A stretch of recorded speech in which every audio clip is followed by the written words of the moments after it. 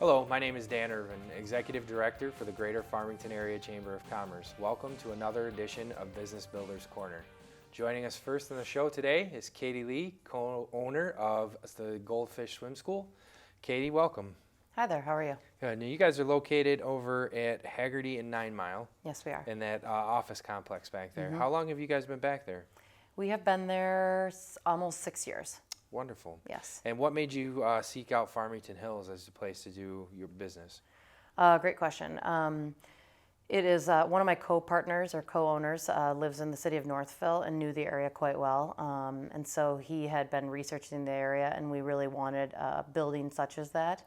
And we found it at the kind of the downturn of the economy, and it was a great time, great place, and the community has been wonderful. Great. Now, what makes your business unique to the community? Well, we're new to the market with respect to it's a learn to swim only facility. That's all we do is teach kids how to swim. Our pool is 4.5 feet deep, and we have benches on either side. We heat it to 90 degrees. People are shocked that you come into what appears to be an office building. I mean, we share it with other businesses, and there's a pool in there, a fairly large pool. Sure. So I think it's unique in the fact that it's a dedicated learn to swim facility, which is new to this side of the country. And I've been in there. The manager reached out to me couple months ago, and more of a get to know you kind of thing, because I'm relatively new also.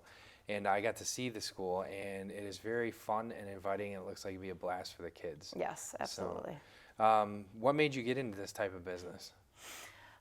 So I've swam my entire life. I swam from 5. I swam all the way through college. swam at Michigan State University, and my very good friend who opened the Goldfish Birmingham store, it's the one corporately owned store.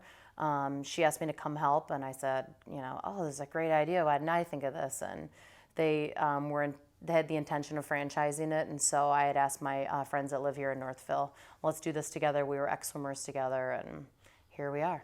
Wonderful. You guys have been chamber members for a little while now. How has your company benefited from the chamber?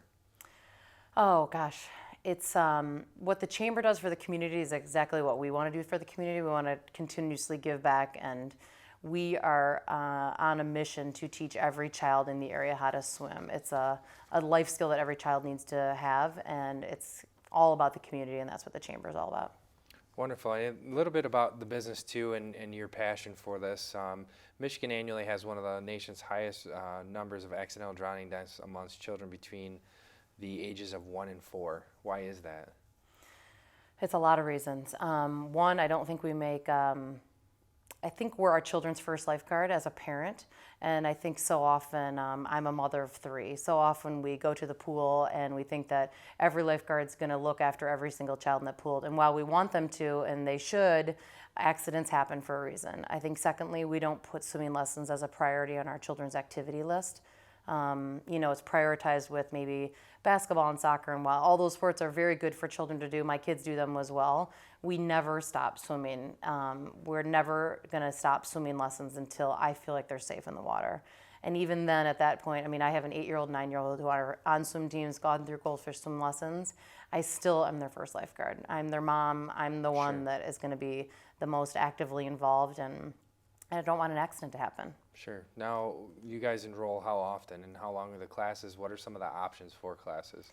So we're a perpetually based program, which kind of goes back to the last question. We want children enrolled as long as they need to be enrolled for however long it takes for them to be safe in the water. So you can enroll at any given time. We teach in the Farmington Hills location, we teach 7 days a week. So you can stop in or call us on the phone, and we will first place your child based on age and then based on skill. So we go through a couple questions, ask about the child, and then we place them in a class. You show up, say you pick Wednesday at 4:30. Show up every Wednesday at 4:30 for a 30-minute lesson. Okay. And you pay monthly. So we bill every first of the month. And if your child moves up, the beauty of the program is as the child is progressing through our curriculum as fast or as slow as they need to. So it's not keep this child in this lesson for 6 weeks. It's, Johnny does it for 2 weeks, great. Then you just go up to the front desk and you move, the teacher tells you, so forth. You have partnered with the City of Farmington's Fire Department to offer free programs that teaches children and parents about water safety. What are some of the tips that you provide to them? That's a great question. So we are always telling them you need to be your child's first lifeguard. We teach children to always never go out and help another child for help. Go get an adult. We teach a child to throw a buoy out. We do a lot of water safety skills in the water when we have our water safety weeks. We're always teaching it through our everyday, if you come once a week, but we have water safety weeks where we reinforce it. So we tell a child, okay, jump off the wall. And then we teach them to turn around. One of the number one reasons children drown is they will fall in the pool and they think they're swimming to the nearest wall, which is in front of them, and they need to frankly just turn around because it's probably 6 inches away from them. Okay. So we do a lot of go back to the wall, teach a child how to grasp the wall, climb out of the pool, and so forth. What are some of the most common mistakes that lead to water-related accidents? Oh gosh, there's a lot, unfortunately. I think as a parent and watching my children swim all summer, it's we're not paying attention. I think it's kids roughhousing, and one hits their head, and you think, oh, they're safe in the water, they're going to come back up, and they don't. There's oodles of things. Okay. I understand that parents are choosing to enroll their children in swimming lessons at increasingly younger ages. Is there a limit to when someone should enroll them? What if somebody's got it in their mind, I really need to get my child in some swim lessons? What is the threshold? Do you have one? Yes, so we really follow the American Association of Pediatrics, and they've recently just said swimming lessons are good to start between the ages of 4 and 6 months. So we say the earlier the better. It is the one activity when your child's an infant before they can really crawl or walk that you can actually do with them one-on-one. And we start teaching them how to float, how to put their face in the water, blow bubbles. We are at that point even trying to teach them how to climb out of the water, their reflexes and whatnot. So you start young, but it also some of the things that were discussed a little bit too were all ages being susceptible to injury or death because of water injuries. What do you tell teenagers who think they're invincible about water safety? I say that you're never safe in the water. I've been in a circumstance when I was in college, and I very likely could have, I could have been the drowning victim. Water is very fierce, and we have no control over it, so you have to be safe. And I hate to use it as a scare tactic with teenagers, but I've been a lifeguard, a swimmer, I've been in the ocean, and I've been scared myself a few times. It's just, and I would say I'm a fairly decent swimmer, and the water has control. It's not us, unfortunately. Just being prepared, right? You have to be prepared and be aware of your surroundings and your friends that are there with you. Sure. I want to thank you for joining us today, Katie. How can people get a hold of you? What is the best way to get a hold of you? They can go to our website. It's goldfishswimschool.com, or they can simply call us, and our phone number is on the website as well. All right. Well, thank you again for being here today. Okay. And we'll be right back.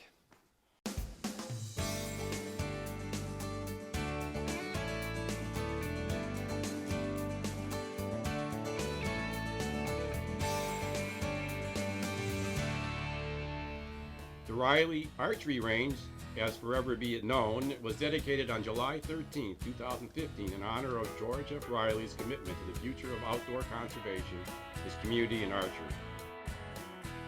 And I know when I was a young boy, if one of these existed in there where I live, I've been using it every day.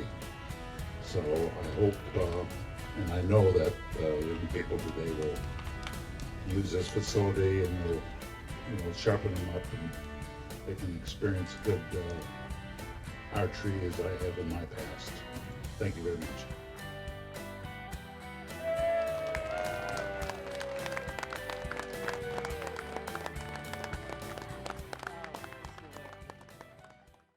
Welcome back. Joining us now is Joshua Cruz. He is the president of Cruz Hearing Aid Service, located in Farmington Hills, Orchard Lake, just south of 11 Mile. Correct. Yep. Southeast corner of Orchard Lake and 11. Wonderful, and thank you for joining us today. Thank you for having me. Appreciate that. Your name kind of says it with the Cruz Hearing Aid Service, but why don't you tell everybody a little bit about your business, the nature of it, and what services you offer? Sure. So we're a hearing clinic, and we provide hearing services to individuals all throughout Metro Detroit area. We are a family practice. So my father began our practice back in the early 1990s. We have 2 locations right now, the great one in Farmington Hills and just as good of one in Taylor. Okay. But we're able to provide, again, hearing health care to those individuals. Now, if your father started the business, and did he start it in Taylor, or did you start in Farmington Hills? We actually began in Southfield. Okay. So we migrated to Farmington Hills about 8 years ago. Wonderful. What attracted you to the area? This is a great community. It's just kind of a booming area, obviously close proximity with the freeway. Tremendous opportunity to open up a clinic there, and took advantage of it. Great. And you said that this is a family business, and that probably had a lot to do with your decision to get into it. But would you tell everybody a little bit about your passion for helping people out? Sure. So I've been extremely blessed to do what I do. And within the first week of doing what I do, I was able to meet with a patient, put hearing aids on her for the first time. She was a young gal, and she started to cry. And I didn't know if I did something wrong or not. Mm-hmm. And when I realized there were tears of joy and just the happiness she had to be able to hear again, sure, I knew I found what I was supposed to do. That's wonderful. That's got to be That's got to be the best day in business so far. It sure was. That's one of my questions. Yeah. So, being that you are an entrepreneur, what is the biggest surprise you've had in running a business? The biggest surprise is just how much you have to do by yourself, how many hats you have to wear. Maybe it's not a surprise to many people, but whether it's answering the telephone, being the janitor, or just kind of handling it all, it's a lot to do, but it's certainly worthwhile and rewarding. Sure. So if you had any tip to give someone for business, what would your tip be? I would encourage you to make sure you enjoy and love what you do. I've heard it said before, if you love what you do, you'll never work a day in your life. And it's, for me, it's still work once in a while. But again, there's a passion and there's a joy of what I do. So as long as you love what you do and you enjoy what you do, it makes it worthwhile. All right, Joshua, a little bit about the business here. How might somebody lose their hearing? There's 2 primary ways that somebody might lose their hearing. Generally, it's the aging process. So just as we get older, things don't work as well as they used to. Sure. Our ears and our hearing are one of those things. And the other primary factor is being around lots of loud noises. So individuals working in factories, servicemen or servicewomen working in the military or serving in the military, being around just loud noises. Those 2 primary things, the aging process and the noise exposure, are generally what causes some type of hearing deficiency. Okay, what are some of the signs of a hearing issue? Generally, it's that television getting turned up a little bit louder, the huhs and the whats become a greater part of the vocabulary. We usually don't know for ourselves that we're starting to have an issue with our hearing. It's our loved ones around us, our friends and our family, who realize that we are asking to repeat more often, or that, again, we're not having the television at the level it used to be, and again, cranking it up.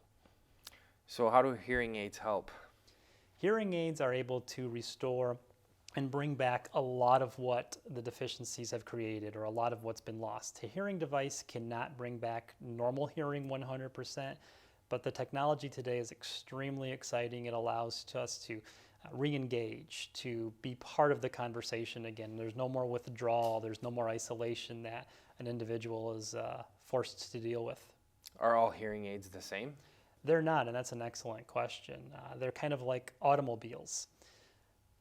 You just drive down the street and you can see a whole horde, a whole collection of different types of automobiles. What we try and do is determine and find the best solution for you. If I have a family myself with 3 young children, I don't need to be going out and buying a little 2-seater. Well, maybe I do when I turn 50, but a minivan or an SUV is what's appropriate for me and for my lifestyle. It's the same thing with a hearing device. We need to find what type of device is most appropriate for that individual. Why don't you walk me through the process of an individual coming in seeking your help? How does that work? So generally when they walk in, they're going through a process of trying to determine what are the issues, what things have come up that has led them to come to seek some assistance or some help. So we generally will spend a question and answer session from 5 to 10 minutes to truly isolate what is happening with the ears, what is happening in the situation. Are we working? Are we having difficulty with grandchildren, things of that nature? And then we go into our little soundproof booth. We hear beeps, we hear tones, we press a little button that says this is what we're hearing, and we realize what we're not hearing. And then based upon that, we're able to make the determination, again, Well, yes, there is an issue, and if so, to what degree are the ears affected, and then trying to find the appropriate solution. And I've heard about the Cruz test drive. Why don't you tell everybody a little bit about that? Sure. So the Cruz test drive, we're extremely proud of, and we really think it differentiates us not only here in Metro Detroit, but all throughout the United States as a hearing clinic. What we do is we provide our patients with a test drive of wearing the appropriate device for 10 days. Okay. Not in our office, but at home, in the bank, at the grocery store, in their favorite restaurant, so that they're able to truly see, does this device make a difference for me? And we do that all at no cost. There's no obligation, there's no charge during that 10-day period. I've had so many of my patients tell me, I never would have done anything about this if you told me I needed to invest in a hearing aid right now. But being able to take it home with no obligation, it took that stress right off of me. Sure. I was then able to realize what a difference this make when the grandkids were over, or when my wife was in the kitchen and she asked me to take out the garbage. I pretended not to hear her, but I actually could. Right. That's a wonderful piece that you offer to people. That's really nice. So how can someone reach you to schedule a visit? So we have a toll-free number, 877-CALL-CRUZ, CALLCRUZ, 877-CALL-CRUZ, and they can always visit our website at cruzhearing.com. What are your hours of operation? Monday through Friday from 9 a.m. to 5 p.m., but we don't just keep banker's hours. So I've been in the office as early as 6 o'clock. I've seen patients at midnight. So early mornings, late evenings, and even weekend hours are available upon request and availability. Sure. One of the nice things, too, is it also shows that you offer home visits. Absolutely. We know that not everybody can make it into the clinic, so it's a service that we provide to the community, and we've gone as far as 3 or 4 hours away. We don't like to do that necessarily, Sure. but absolutely for those individuals who need that assistance, we can do almost everything in the home or the facility that we can in our clinic. All right, Joshua, thank you for all this information and being on the show today. I really appreciate it. And if you need any hearing aid services, see the Cruz Clinic. They're located again off of Orchard Lake, just south of 11 Mile, Farmington Hills. Joshua, thank you. Thank you. Thank you. We'll be right back.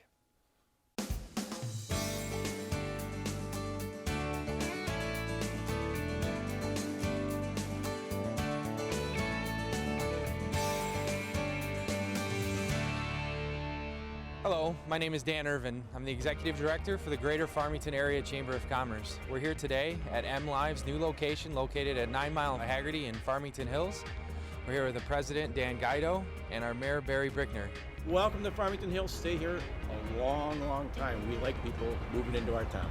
Thank you, Mayor. We love Michigan. We love everything about Michigan, and we particularly love this kind of community where we can come and we can be a vital member of the business community, and we can also bring our editorial content resources to bear. And we hope that we'll bring much success to this city because that's really why we're here.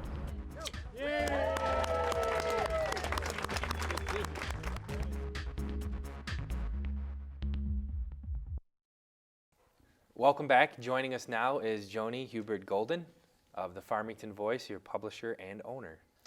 Actually, I'm not anymore. No. No, Well, we've had a big change. Why don't we talk about that, Farmington Joni? Voice, sure. Sure. Well, I launched Farmington Voice last year in August, and Farmington Voice is an online local news website, and we cover all things Farmington and Farmington Hills. That's everything from local businesses and local government to the schools, especially the schools now. And over time, I'd sort of had this vague idea that I would just build traffic and build the site, and then we'd start selling some advertising and things would go along.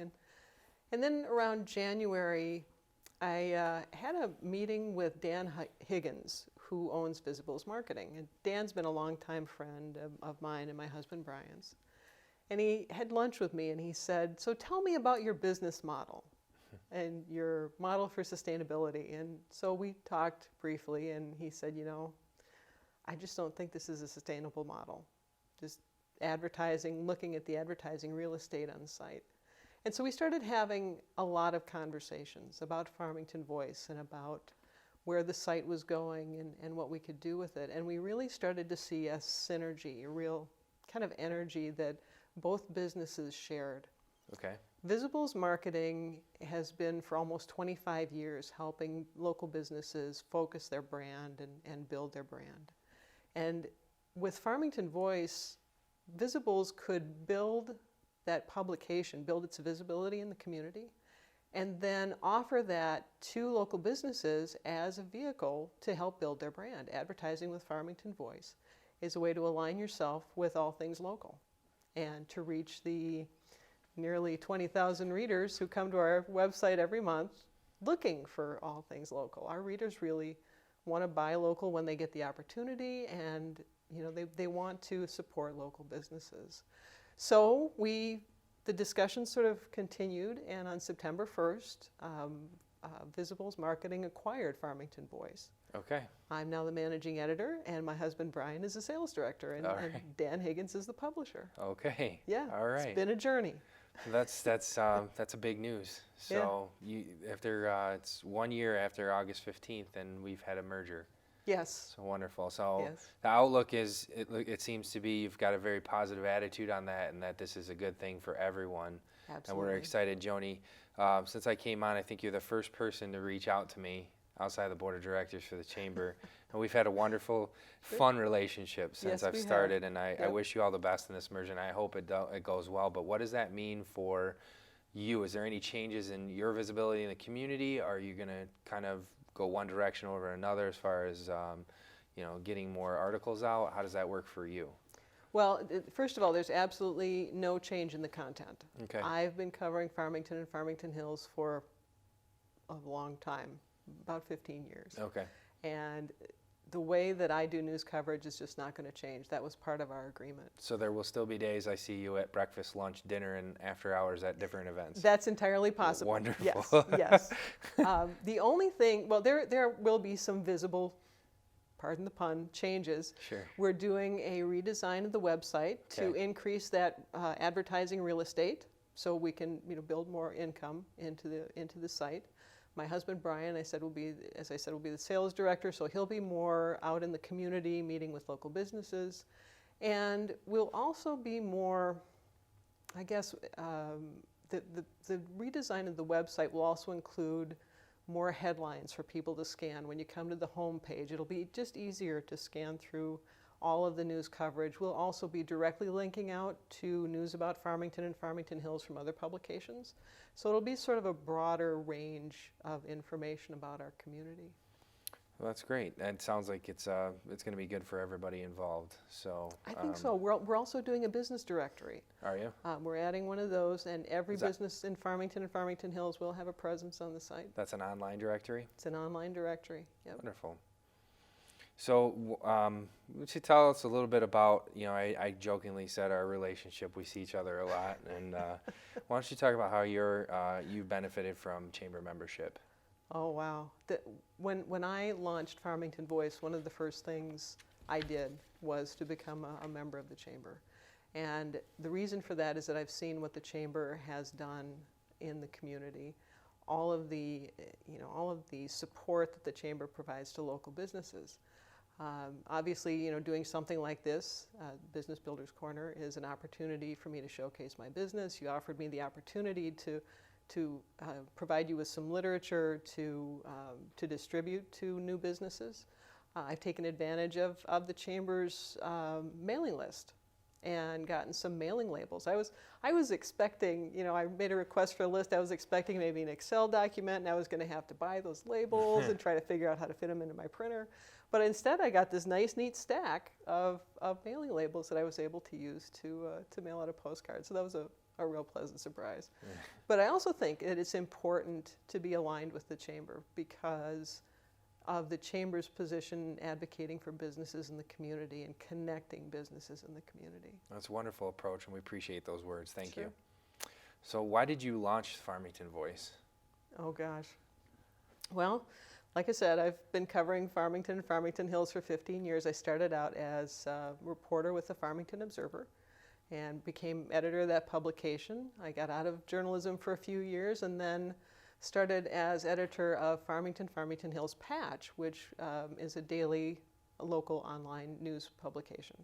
And I managed that site for 3.5 years and really enjoyed just the work of doing daily local news and the innovative tools that are available to journalists now to make the news more interesting and more accessible to people. So when Patch went in a different direction and I was laid off, I was fortunate to immediately get some contract work, but when that started winding down, I had to look at what I was going to do next. And the only thing I really wanted to do was cover Farmington and Farmington Hills and to continue writing about this great community and the people and the schools and businesses and all of those things that I really enjoyed. So I started doing a little research, and I found out that there's a real large community of journalists who are building independent news websites. And I found these free tools that were available that made it very simple to get started. And the more I read about it, the more I thought, you know what, this is an opportunity. And so we launched, and it's been a great ride. Absolutely a lot of fun. In your words, what do you think makes local news matter? Local news matters for the same reason I think the local government matters. It's because it's closest to the people. It's because, it's you can read all about what's going on at the state level, at the federal level, but it's all kind of distant and out there. Local news is about what happens on your street. It's about what happens in your downtown. It's about what happens at your city hall. And it's very important to have regular and accurate and objective sources of information about what's going on in your community. What I like to say about Farmington Voice is that we provide people with good information that helps them make better decisions, and people who make better decisions create a stronger community.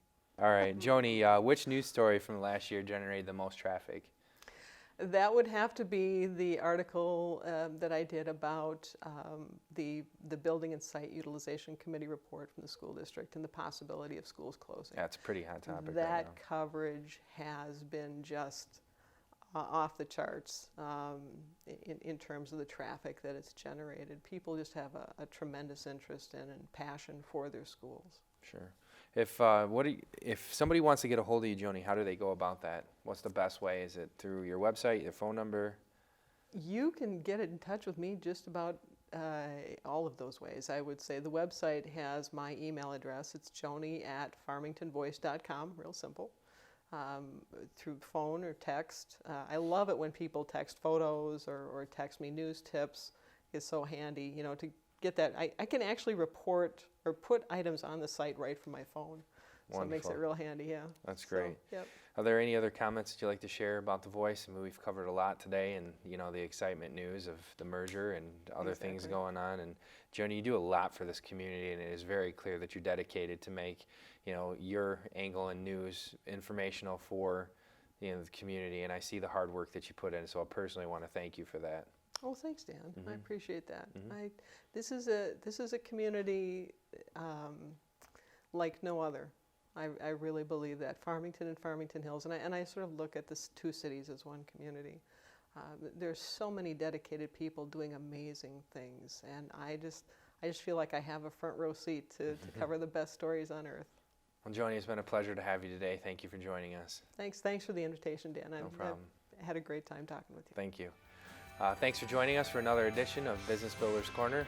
See you next time. Until then, remember to shop chamber members first.